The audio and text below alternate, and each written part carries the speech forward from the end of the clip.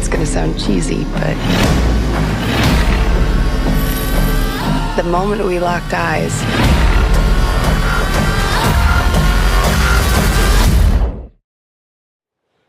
there was just a spark.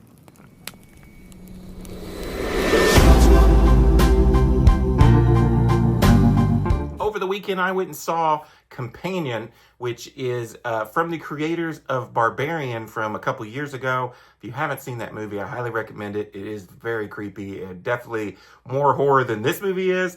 But I always do like to recommend that movie because it's just... it's weird, but good. It's a well-made movie, and this movie is also well-made. This one is directed, it's his actually directorial debut of Drew Hancock. It stars Sophie Thatcher and Jack Quaid, who I didn't know till, I think Dardisi told me the other day, is the son of Dennis Quaid, which is crazy. You would think I would have known that with the last name Quaid. Basically, you've got Jack Quaid here. He has a girlfriend. They're going over to some friend's house. Most of this movie takes place in like a cabin in the woods type location. We've seen it before. He's bringing his girlfriend over to meet the friends. She thinks, and us as the audience thinks, this is just to hang out and have a good time. There is a lot of other things going on in this movie, and I am going to go into something that was a negative for me, but you can't talk about it, and it was also in the second trailer, so here we go. His girlfriend is a robot. She's a companion robot. I think at one point in time he says emotional support robot that also he can sleep with. So yeah, this kind of movie, I've said it before and I said it again. I like this sci-fi premise.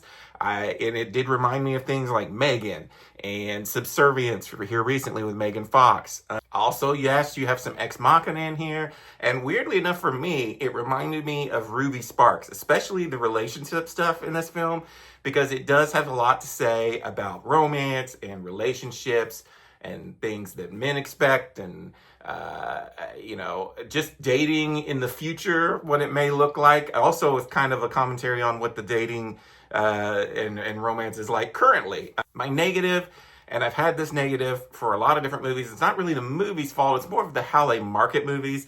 The Vampire Ballerina movie from last year, I think that was one of my major complaints. I get it. There's got to be some people that are making money and a lot smarter than I am that are making these decisions. I'm sure the argument would be, we've got to show them what this movie is about or no one's going to see it. But for me, that first trailer was like just intriguing enough, and you didn't really know what was going on. And I could just picture myself in this movie without have seen the second trailer and knowing that she was a robot and being kind of blown away, and almost probably would have rated this movie even higher. But once again, it's not the movie's fault. It's just, I don't like how they market movies these days. When you have a twisty surprise kind of movie or mysterious movie, we don't need to give it all away in the trailer. But for me, this is a well-made movie. Sophie Thatcher and, Jack Quaid are great in this. I felt like it's acted really well. There are some gorier scenes, but like I said, this is not really a pure horror movie. It's more thriller. It's comedic. It has a lot of funny moments. There was people in my theater that I went and saw it with that were dying laughing. I would say I was dying laughing a lot of the times, but I did chuckle a lot during this movie. There was a lot of funny moments. I would say another negative for me would be the ending. It felt a little rushed and like they didn't really 100% know where they wanted to go with it.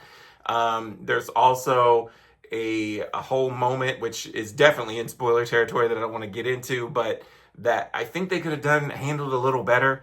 The story, the acting, the way it's shot, it's all really good. I really enjoyed myself watching this movie and could totally see picking it up again and watching it again, picking it up and watching it again.